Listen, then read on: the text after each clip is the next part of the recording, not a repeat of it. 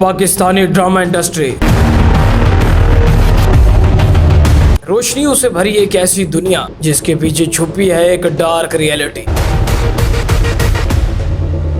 सियाह हकीकत, वो इंडस्ट्री जो ख्वाब बेचती है मगर चंद ही लम्हों में इन ख्वाबों को चकनाचूर कर देती है।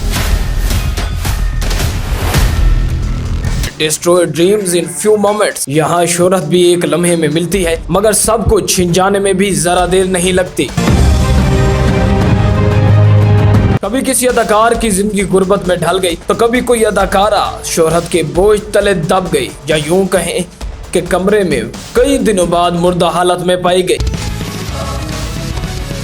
आज 2025 के ड्रामे बोल्ड मनाजिर, मसनूई मोहब्बत और फरेब से भरे हैं। लेकिन सवाल यह है कि ये सब किस लिए? इस्लाह के लिए या सिर्फ और सिर्फ व्यूज और टीआरपी की जंग? आज बयान करने वाले हैं पाकिस्तानी ड्रामा इंडस्ट्री की वो कहानी जो आपने कभी भी इस जाविये से नहीं सुनी होगी। सलाम दोस्तों, मेरा नाम है मोहसन अब्बास और आप सबको अपने चैनल मोहसन खोजी में खुशामदीद। सबसे पहले अगर बात करें कि ड्रामे बनाने का ख्याल क्यों आया 1990 या ईयर 2000 में, अगर उस वक्त के ड्रामों की बात करें तो वो ड्रामे मबनी थे घर की बातों पर। उन ड्रामों में खानदानी रिश्ते और एहसास दिखाया जाता था, बेपर्दा औरत को ऐब की निगाह से देखा जाता। उसके बाद ऐसा क्या होता है कि अगले चंद ही सालों में, या यूं कहें कि 25 या ओनली 30 ईयर्स में, ये ड्रामा इंडस्ट्री उस जाविये पर आकर खड़ी हो गई जिसका किसी ने सोचा भी नहीं था। 2025 के ड्रामों में सबसे पहले बोल्ड मनाजिर को आम किया गया। हमें मोबाइल फोन, ऑनलाइन शोहरत और खुद मुख्तारी की जंग सिखाई गई। लेकिन सवाल यहाँ पे भी यही है, आखिर ऐसा क्यों? सिर्फ 25 या 30 सालों में इस इंडस्ट्री का नक्शा इतना क्यों बदल गया? कहीं सियासत को फरोग, कहीं मजहब की तौहीन और खासकर केस नंबर 9 जैसे ड्रामे जिन्होंने बेहियाई की सारी हदें पार कर दी। और इन ड्रामों के बाद को ये नहीं कह सकता कि पाकिस्तानी ड्रामों को अब फैमिली के अंदर बैठकर भी देखा जा सकता है। अगर हम बात करें तो आखिर ऐसा क्या बदला, क्यों बदला और किसको बदला गया? सबसे पहले बात करें तो सबसे बड़ा कसूर, या यूं कहें कि सबसे बड़े कसूरवार हम लोग खुद हैं। सोशल मीडिया पर जो जितना गंद फैलाता है वो उतना बड़ा नाम कमाता है। ड्रामा के एक छोटे रोल से लेकर बड़े रोल तक के एक्टर्स, प्रोड्यूसर और राइटर सब लड़ रहे हैं टीआरपी की जंग। अब सवाल ये है कि ये इस तरह के ड्रामे क्यों बनाए जाते हैं जिनमें पता भी होता है कि मजहब की तौहीन के बाद इस ड्रामा के बाद एक बहस छिड़ेगी, उसके बाद पता भी होता है कि अगर सियासत को इतनी अहमियत दी गई तब भी बहस छिड़ेगी, और ये भी पता होता है कि अगर इस ड्रामे में इतने बोल्ड मनाजिर दिखाए गए तो इस ड्रामे को कड़ी तनकीद का निशाना बनाया जाएगा। मगर सवाल ये है कि आखिरकार ये ड्रामे क्यों बनाए जाते हैं? सब कुछ पता होने के बाद भी ये कदम क्यों उठाया जाता है? अगर मैं आपको आसान लफ्जों में समझाऊं, अगर कोई ड्रामा पॉजिटिव होता है तो उसको रखे साइड पे, अगर कोई ड्रामा नेगेटिव होता है, अब जितना नेगेटिव ड्रामा होगा उस पे उतने ही लोग बहस करेंगे। कमेंट्स के अंदर फैंस की हमेशा एक जंग छिड़ने के मनाजिर आप लोग देखते होंगे। प्रोड्यूसर्स जानबूझकर ऐसे स्टेप्स उठाते हैं ताकि कंट्रोवर्सी बने, ड्रामा की ऑडियंस कमेंट सेक्शन में बहस करे, जिसके बाद ड्रामे को मुफ्त में मशहूरी मिले। यही अगर आपको एक खुली मिसाल या आपको एक छोटा सा शेर यहाँ पे सुनवाऊं मिर्जा असदुल्ला खान गालिब का, बदनाम अगर होंगे तो क्या नाम ना होगा। ये एक तंज़न जुमला है जो मिर्जा असदुल्ला खान गालिब ने लिखा था कि हमें तो बस मशहूरी चाहिए, ये नहीं देखना कि कोई हमें अच्छे लफ्जों में याद करता है या कोई हमें बुरे अल्फाज में पुकारता है। हमें बस मशहूरी से ही मतलब है, हमें सिर्फ व्यूज और टीआरपी से ही मतलब है। ड्रामास का ज्यादातर बिजनेस सोशल मीडिया के इश्तिहारात पर चलता है, या यूं कहें कि ड्रामा का सबसे कम कमाई का हिस्सा यूट्यूब व्यूज या यूट्यूब की अर्निंग होती है। एक ड्रामा जितने व्यूज लेता है वो ड्रामा यूट्यूब से बहुत कम कमाता है, मगर सबसे ज्यादा कमाता है और करोड़ों में जाके कमाता है वो है सोशल मीडिया या इश्तिहारात का बिजनेस। अगर कोई ड्रामा पॉजिटिव है या नेगेटिव है, उस पर व्यूज आ रहे हैं तो बड़ी बड़ी कंपनियां आप लोगों को ब्रांड स्पॉन्सरशिप देती हैं। जिस तरह आप लोगों ने बहुत सारी वीडियोस में देखा होगा कि यूट्यूब पर ढेर सारी ड्रामास की ऐसी वीडियोस होती है जिनके एक न एक कॉर्नर में मास्टर पेंट का लोगो लगा होता है, जिनके नीचे इश्तिहारात चल रहे होते हैं, जिनके ऊपर किसी ना किसी मेकअप या किसी ना किसी प्रोडक्ट की मशहूरी लगाई जाती है। जहाँ पे एक ड्रामा नेगेटिव होता है उसके कमेंट्स में बहस छिड़ते हैं और कमेंट्स की बिना पर यूट्यूब उस ड्रामे को यहाँ से यहाँ तक ले जाता है। उसके बाद जब एक ड्रामा के व्यूज में तेजी आती है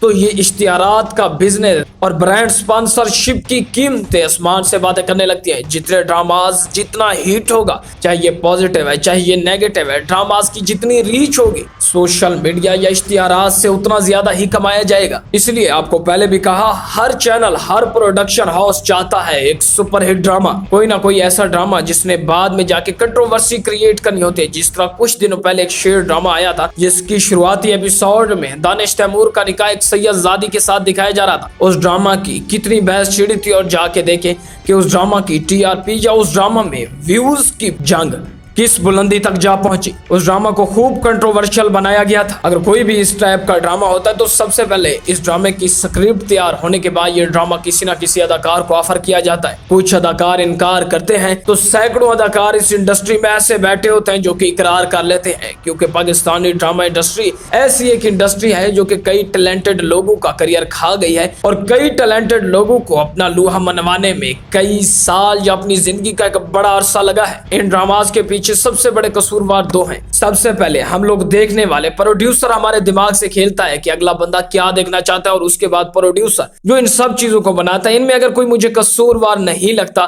तो वो है एक अदाकार या एक अदाकारा, क्योंकि अगर कोई अदाकार पैसे लेने के बाद भी किसी ड्रामा में काम करता है, ये पैसे कम लेता है, ज्यादा लेता है, उस अदाकार की जिंदगी में इम्तिहान तब शुरू होता है। क्योंकि एक ड्रामा जब बनाया जाता है तो सबसे पहले वो अपनी नींद कुर्बान करते हैं, अपना सुकून बर्बाद करते हैं। किसी ड्रामे के अंदर अगर कोई अदाकार जितने भी पैसे लेता है, उसको भी यही एक डर होता है कि ये मेरा ड्रामा फ्लॉप ना हो जाए, क्योंकि अगर कोई ड्रामा फ्लॉप हो जाए तो फिर अगले ड्रामों में या अगले रोल्स में उस अदाकार की सिलेक्शन बहुत मुश्किल होती है। और अगर कोई ड्रामा अपनी रिकॉर्डिंग कंप्लीट करते हो अब नींद और सुकून के बाद, सबसे बड़ी परेशानी किसी न किसी एक्टर या किसी ना किसी एक्ट्रेस के लिए वो सोशल मीडिया पर तनकीद होती है। बहुत सारे मदाह सोशल मीडिया पर उन ड्रामों का तज़किरा करते हैं। इससे प्रोड्यूसर तो खुश होता है कि उसका ड्रामा किसी ना किसी बहस में आ चुका है, उसका ड्रामा कंट्रोवर्सी का शिकार हो चुका है, उसके ड्रामे को मुफ्त में मशहूरी मिलने वाली है। मगर एक अदाकार अंदर से बहुत परेशान होता है कि अगर इस ड्रामे में मदाहों को मेरी अदाकारी पसंद ना आई तो हो सकता है कि अगले अगर किसी ड्रामे में मुझे लिया भी जाए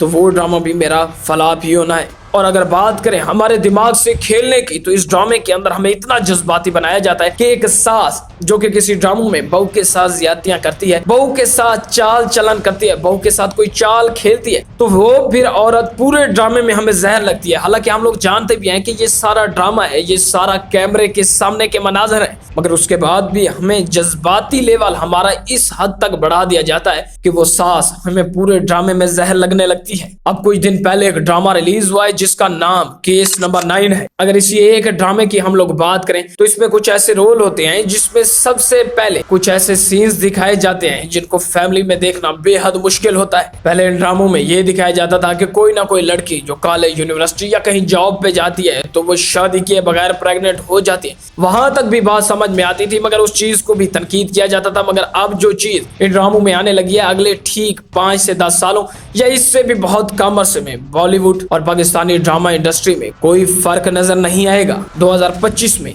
आपने एक अदाकारा की बात सुनी होगी जो कि एक फ्लैट के अंदर मुर्दा हालत में पाई गई, और कई दिनों के बाद जब उसकी डेड बॉडी को निकाला गया वहीं फ्लैट से, वो अदाकारा इतनी कस्मा पुरसी की हालत में थी कि जिस फ्लैट के अंदर वो रहती थी उसका किराया जमा करवाने के भी उनके पास पैसे नहीं थे। तो अगर इस इंडस्ट्री के बारे में मजीद कहा जाए, अगर प्रोड्यूसर अपनी पैसे की लालच को थोड़ा साइड पे रख के बात करें तो पाकिस्तानी ड्रामा इंडस्ट्री का एक नाम है। भारत की बेशक फिल्म इंडस्ट्री है, हमारी फिल्म इंडस्ट्री कभी उनका मुकाबला नहीं कर सकती, मगर उनकी ड्रामा इंडस्ट्री कभी भी पाकिस्तानी ड्रामा इंडस्ट्री का मुकाबला नहीं कर सकती। पाकिस्तानी ड्रामा इंडस्ट्री अब एक अपने पूरे मियार पे जा चुकी है। अगर इसी मियार को बरकरार रखा जाए तो तभी ही प्रोड्यूसर ठीक ठाक कमा सकता है। उसके बाद ये अलग सीन्स हैं कि एक ड्रामा पर कितना पैसा खर्च होता है और इस ड्रामे से कितना ज्यादा कमाया जाता है, कौन सा एक्टर कितने पैसे लेता है, एक ड्रामे को बनाने में कितना वक्त लगता है। ये इंशाल्लाह ताला किसी नेक्स्ट वीडियो में मैं आप लोगों को कवर करके ये सारा टॉपिक दिखाऊंगा। लेकिन यहाँ पे सवाल ये है कि पाकिस्तानी ड्रामा इंडस्ट्री इस वक्त सुपरहिट से सुपरहिट ड्रामे नाजरीन को दिखा रहा है, उसके बाद क्या जरूरत है ये बोल्ड सीन दिखाने की, क्या जरूरत है पाकिस्तान की दुनिया भर में बदनामी करने की, क्योंकि पाकिस्तान के ड्रामे भारत समेत दीगर यूरोपियन कंट्रीज में भी देखे जाते हैं। के बाद आज पाकिस्तानी ड्रामों का इमेज कहीं ना कहीं इसी वजह से ही